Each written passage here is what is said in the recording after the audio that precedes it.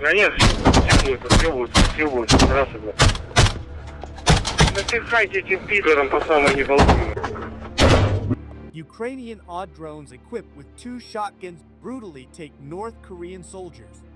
Russian forces reduced attacks in the Kharkiv sector because they're now concentrating on other areas and cannot operate effectively in the Kharkiv region, said an AFU official. Drone operators from the Korea National Guard Brigade eliminated 20 Russian soldiers and a T-80 tank in the Kharkiv sector of the front line, according to the Kortitsia Operational Strategic Group on Telegram.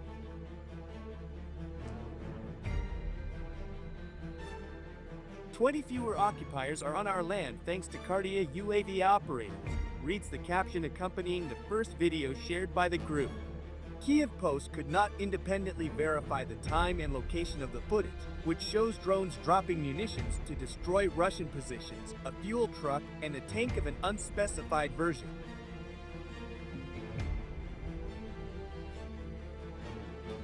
A second video published by Korea via Telegram captured drone operators targeting and destroying a T-80 Russian tank with aerial munitions. The T-80 tank, valued at $2 to $4 million according to open sources, is less common in the Russian military than the T-72. Its advanced design includes a gas turbine engine that offers high maneuverability, particularly in rugged terrain.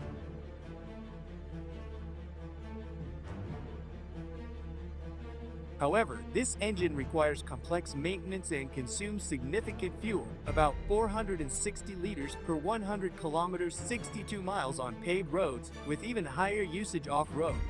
Professor Andriy Karek from the National Academy of Land Forces said that while the T-80BV variant has better combat capabilities than the T-72B, its drawbacks have led to its declining use. The Russian army, which reportedly had 7,558 Tesla-80s in 2000, reduced its active fleet to 360 by 2021.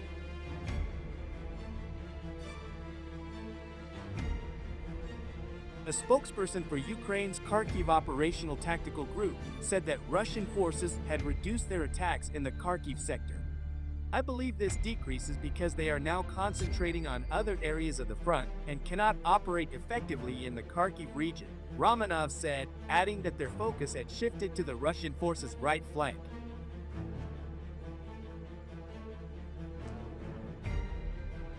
The Armed Forces of Ukraine AFU General Staff reported that on January 14, Russian forces twice attempted to storm Ukrainian positions near Vovchansk.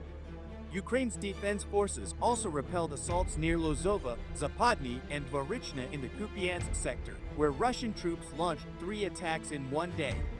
A video published in late 2024 showed Ukrainian forces using drones to destroy 21 Russian vehicles in the Kupiansk sector of the Kharkiv region.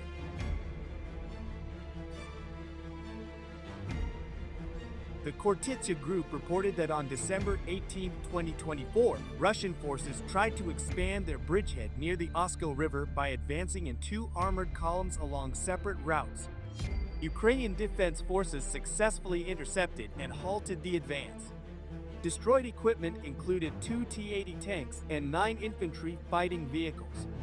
Damaged vehicles reportedly included a multi-purpose towing vehicle lightly armored MTLB, an armored personnel carrier APC, and 8 infantry fighting vehicles IFVs.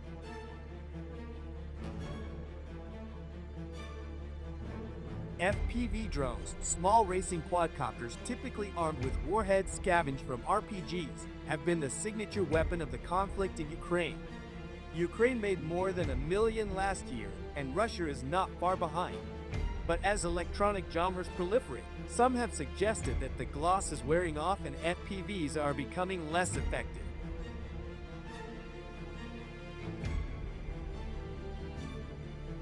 In June, French Army Chief of Staff General Schill suggested that 75% of FPVs were being brought down by electronic warfare, and that number was rising. He said that the success of drones against tanks early in the war was a moment in history, and armor would soon resume its rightful place.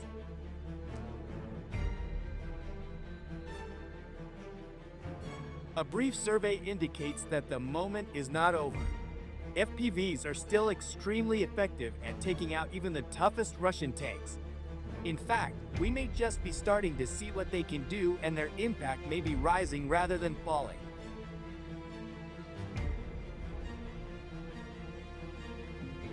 As we previously discussed, the only way to establish the proportion of kills are scored by one type of weapon system is to look at all confirmed kills and to establish where credit goes for each.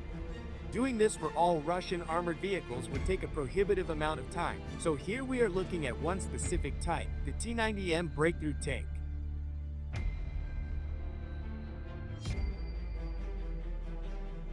Declared by Putin to be the best tank in the world, the T-90M is Russia's newest and most advanced tank.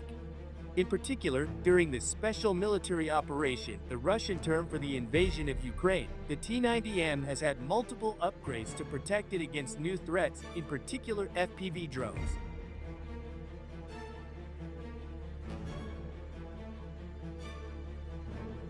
T-90Ms coming from the factory have roof screens, rubber shielding protecting the turret rear, additional reactive armor, and radio frequency jammers as standard.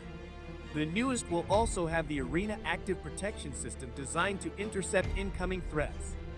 These are high-value assets, and everything possible is being done to protect them.